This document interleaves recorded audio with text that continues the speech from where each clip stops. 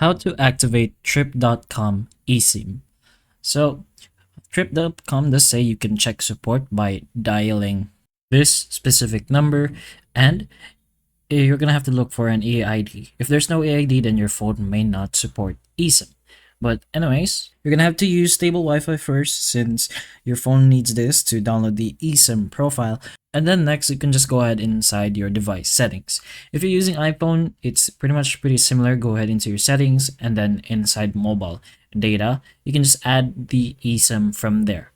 But in our case, we're gonna do it in our Android. So inside of the settings, pretty similar. Go ahead into your mobile networks or SIM cards or SIM manager, something similar to those, as long as you can find the eSIM option. You can also go ahead and search for that if you'd like, but in our case, it's going to say the eSIM settings over here, and we're gonna go ahead and turn it on.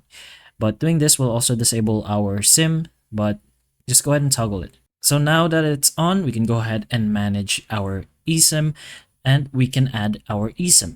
So go ahead and press on add eSIM, then you can scan the QR code or enter the activation code manually if that is an option. And in our case, it is. So there's an add manually option, and if you have the QR code screenshot, you can just press on the gallery and just choose the QR code, and there, after it installs, you can name it something like trip.com, and you can set it as your mobile data line.